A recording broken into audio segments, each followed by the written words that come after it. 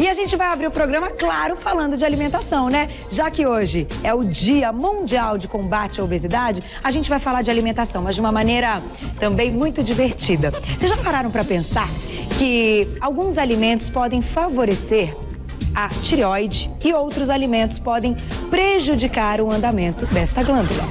Agora, se a gente não sabe quais são esses alimentos, quem já tem aí uma tendência a ter algum tipo de problema na tireoide, pode prejudicar ainda mais. Então, para saber tudo isso, eu converso mais uma vez com a nutricionista funcional, Carolina Bacei. Seja bem-vinda, bom dia. Tudo bom, Carol? Tudo bem, que saudade. É um prazer estar aqui de novo. Prazer é nosso, seja bem-vinda mesmo. E eu adoro sempre os assuntos que você traz. A Carol é super estudiosa, conhece muita coisa. Eu acesso às vezes o seu blog, acho muito legal. No Face também você coloca dicas, né? Também. E esse assunto é um assunto que a gente tem que falar sim, não dá pra passar batido. Eu acho que todo mundo tem que se preocupar com a tireoide, até quem não tem problema. Ao longo da vida ele pode surgir, né, Carol? Pode surgir. Se a alimentação não estiver adequada.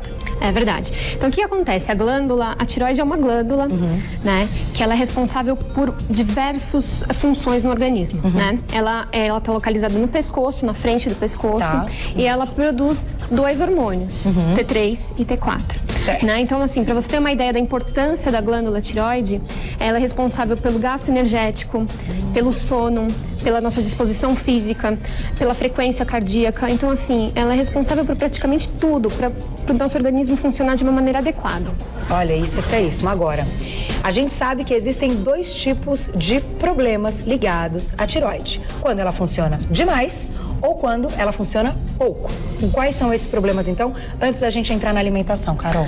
Então, na verdade, assim, quando tem uma liberação excessiva desses dois hormônios, T3 e T4, a gente é considerado uma pessoa que tem hipertireoidismo, né? Quando é excesso dessa liberação. Certo. Quando a pessoa tem uma deficiência nessa substância, nesses hormônios, na liberação desses hormônios, aí a pessoa tem um hipotireoidismo. Que é o mais comum. Mais comum e principalmente nas mulheres, né? Uma em cada 5 mulheres tem algum distúrbio na glândula tireoide. Ah, então as mulheres têm mais distúrbios do que os homens quando o assunto é tireoide. Alguns homens têm, mas a maioria é mulher. Olha que interessante isso. E aí, quando a tireoide trabalha menos, quando ela tem essa falta dos hormônios produzidos que você citou, aí o que acontece com o paciente? O que a pessoa começa a sentir? Então, na verdade, como o hipotireoidismo é o mais comum, então, normalmente, os sintomas do hipotireoidismo, ele se confunde com os sintomas que a gente tem no dia a dia. Tá. Então, por exemplo, uma sonolência, uma dificuldade de perda de peso, constipação, né? Então, a pessoa que tem intestino preso. Aumenta a constipação? Também. Então, assim, é importante sempre ir num médico especialista, no endocrinologista, para diagnosticar, para saber se exatamente esses sintomas que você tem são sintomas que não tem nada a ver com a tireoide ou se tem. Porque às vezes aquela dificuldade de perda de peso é algum problema, alguma disfunção hormonal na tireoide que você não está conseguindo emagrecer. Tá, e aí tem que cuidar pro resto da vida, né? Com certeza. Tem que tomar cuidado, tem vários outros fatores, mas a alimentação é super importante nesses Pacientes, casos. antes da gente citar aqui os alimentos, só para o pessoal de casa se identificar se alguém já passou por essa situação, quem já diagnosticou algum problema na tireoide ou quem já teve que tirar a tireoide também por algum problema. Isso. Tem que tomar remédio pro resto da vida. Sim. E ajudar com a alimentação. Cuidar com a alimentação, com certeza, porque a alimentação é aquela história, ela pode ser muito saudável, pode ser um remédio, mas também pode ser um veneno. Pode ser um veneno. Principalmente para as pessoas que têm problema na tireoide. Muito bom. Então agora vamos a eles, né? Vamos. Como que você separou aqui, Carol? Então aqui, nessa parte aqui, estão os alimentos que podem ser prejudiciais para a tireoide. Certo. Tá? E aqui são os alimentos que podem beneficiar e beneficiam a tireoide. Tá bom. Tá. Por onde você quer começar? Vamos começar pelos Vamos começar pelos que falam, os maus, isso aí. Então, na verdade, a gente vai começar, então, esses aqui. Eu coloquei para ilustrar o brócolis e a couve-flor, tá? Esses dois alimentos, eles têm uma substância chamada glicosinolatos, né? Eles são da família dos crucíferos. E vários estudos vêm mostrando que esses alimentos que têm essas substâncias, eles podem interferir na produção do hormônio da tireoide. Então, assim, são alimentos super saudáveis, só que para quem tem algum problema hormonal, principalmente na tireoide, não pode exagerar no consumo desses alimentos. Tem que ser com muita moderação. Pode comer. Pode comer. Mas 1, 2 vezes na semana, com limite, não pode comer muito. Tem que ter um bom senso também, porque apesar disso, eles são desintoxicantes, esses alimentos. Então, para uma pessoa que quer emagrecer, eu acho que não é interessante tirar totalmente, mas tomar cuidado com o excesso desse alimento. Então, um alerta, couve-flor e brócolis, quem tem já diagnosticou algum problema ligado à tireoide. Isso é um macarrão integral? Isso, é um macarrão integral e o pão francês, tá? Porque isso aqui é pra gente falar sobre o glúten. Então, diversos estudos vêm mostrando que o glúten, que é uma proteína que está na farinha de trigo, na aveia, no centeio, na cevada, eles podem aumentar os sintomas de doenças autoimunes relacionadas à tireoide. Não exatamente ao hipotireoidismo, mas doenças autoimunes. Por exemplo, tireoidite de Hashimoto. Então, pessoas que têm uma tendência a ter alguma disfunção na tireoide, com o consumo excessivo desses alimentos que têm glúten, elas podem piorar esses sintomas. E qual é essa doença? O que o paciente na verdade, sente? Ele não é um hipotireoidismo, né? Não é diagnosticado um hipotireoidismo, mas ele tem uma inflamação na tireoide que tem todos os sintomas de hipotireoidismo, só que ainda não é um hipotireoidismo. Tem depressão, tem dificuldade de perda de peso, tem constipação, mas ainda não virou um hipotireoidismo. Não é detectado como um hipotireoidismo no exame, por exemplo. Mas tem todos os sintomas. Então, para pessoas que já têm também essa tendência, já foram diagnosticadas com essa doença, que é tireoidite de Hashimoto. Tireoidite de Hashimoto. O carboidrato, o glúten, na verdade, não é o carboidrato. O glúten que está no carboidrato pode estar em alimentos também, no peito de peru. Sim, né? Tudo que tem conservante tem glúten. Tem glúten. Então, assim, na verdade, assim, eu não vou falar para a pessoa tirar totalmente, mas reduzir, sempre ter uma orientação nutricional para saber exatamente. É importante reduzir esse consumo de glúten para não interferir no trabalho da tireoide. Perfeito. Tá? Soja. A soja. A soja que é tão boa, que a gente fala tão bem da soja para tudo. Nesse caso, ela não é tão legal. A tireoide hoje tem muitos estudos contraditórios falando da tireoide, da soja. Né? A soja, ela tem uma função que ela pode interferir na produção desses hormônios. Então, o consumo excessivo da soja, para quem tem problema de tireoide, não é legal. Que interessante. Agora sim, as mulheres que estão naquela idade da menopausa, naquele período da menopausa, naquela idade é ótimo, aquele período da menopausa, que todo mundo fala que a soja faz super bem, né, nesse período, durante esse período, para diminuir alguns sintomas da menopausa. Se tiver algum problema ligado à tireoide, já nem tanto. Já não é. Eu até prefiro, assim, como eu falei dos crucíferos, do brócolis e da couve-flor, eu acho que a redução tem que ser ainda maior da soja. Porque a soja, assim, muitas pesquisas comprovando que a soja, ela pode ter um efeito muito prejudicial na tireoide. Então, aquelas pessoas que têm, as mulheres que estão na menopausa, alguns outros alimentos podem ajudar nessa melhora desses hormônios. E a soja, ela não vai ajudar muito nisso. Então, alerta para soja também. Ai, que bom saber disso. É importante. É importante, a gente fala tão bem da soja, então em alguns casos precisa ter moderação, né? Esse é o chá verde? Isso, é o chá verde. Chá verde também a gente só fala bem, né?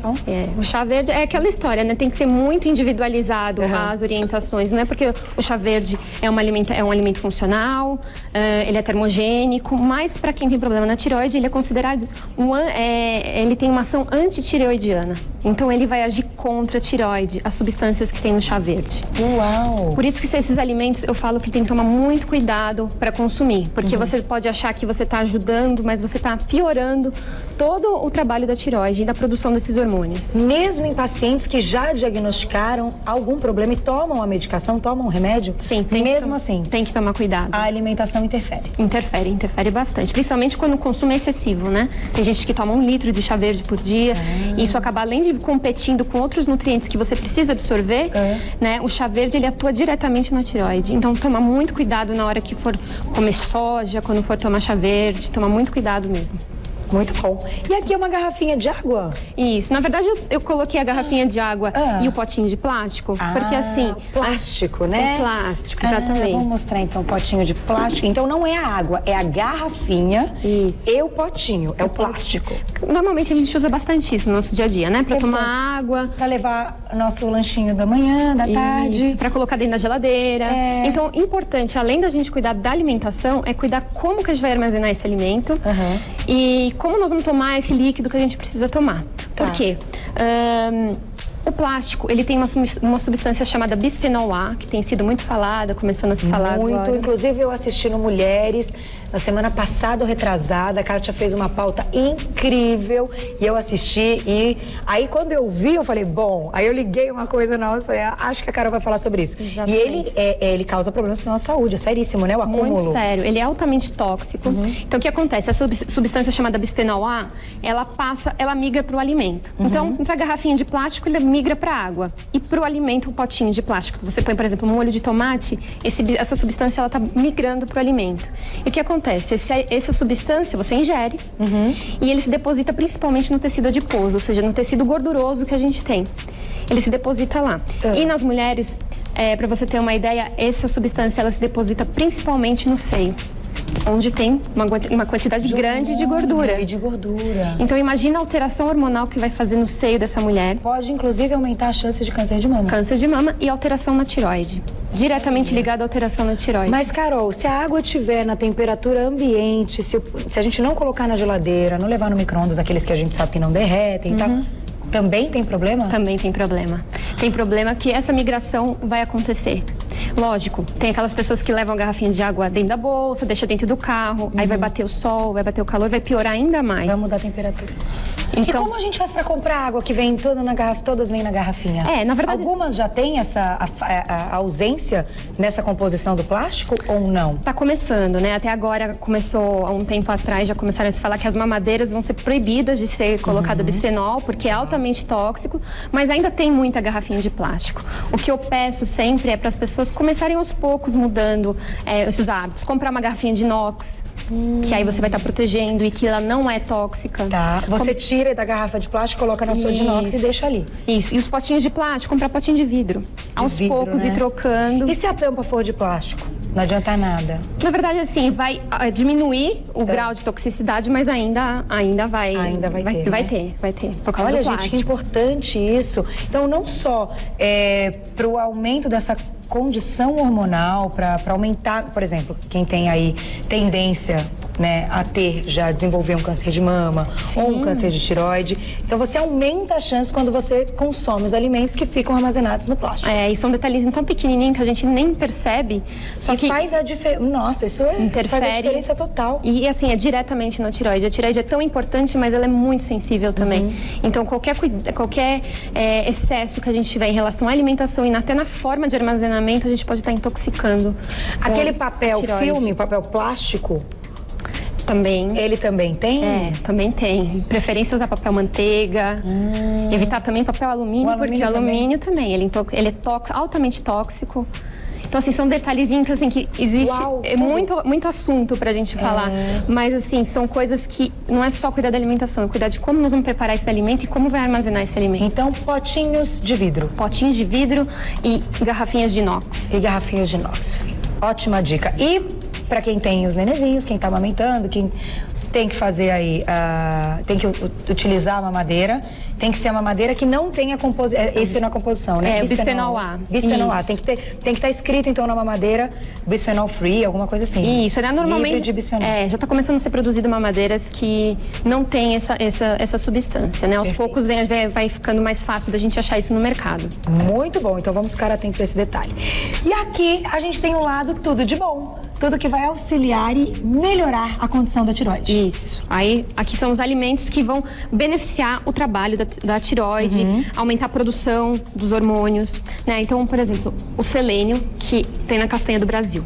Tá. A castanha do Brasil é altamente rica em selênio. E o selênio, ele é fundamental para regular o funcionamento da tireoide. Olha, que ótimo. A tireoide, ela tem, a maior parte dela é composta por selênio. Então, assim, uma castanha por dia para uma mulher é imprescindível. Olha que ótimo, então vamos consumir aí pelo menos uma castanha do Brasil, castanha do caju, de caju não, desculpa, do Pará, por dia. Pelo menos uma já é o suficiente por dia. Isso. Aqui é o feijão azuki. É esse aqui, eu só vi ele pronto.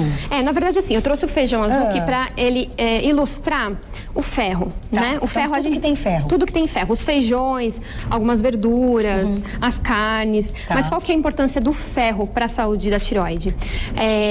Pessoas que têm anemia por ferro, pela deficiência de ferro, ela pode aumentar a alteração na tireoide. Então, as pessoas que têm anemia, as mulheres que têm anemia por ferro, ela pode aumentar a disfunção hormonal. Tanto para mais quanto para menos. Isso. Vai depender aí da disfunção que ela tem. Isso. Nossa, que interessante. Então, tem que comer ferro. Mulher tem que comer ferro. Não só pela anemia, mas também pela função, pelo trabalho da tireoide. Pode prejudicar, inclusive, a menstruação, né? Também a menstruação. E também tá ligada à tireoide. E normalmente, pessoas que têm problema de tireoide têm alteração menstrual. No ciclo menstrual. Olha que interessante, então, mais um. Tudo que tem ferro, então, é bem-vindo. Além da carne, tem também o fígado, né? O fígado também tem é super fígado. rico O fígado a gente não recomenda muito, porque o fígado, ele é altamente tóxico. Ah, o fígado é tóxico? Porque o fígado... Nada de fígado, ó. O fígado, todo medicamento, todo hormônio que a gente toma...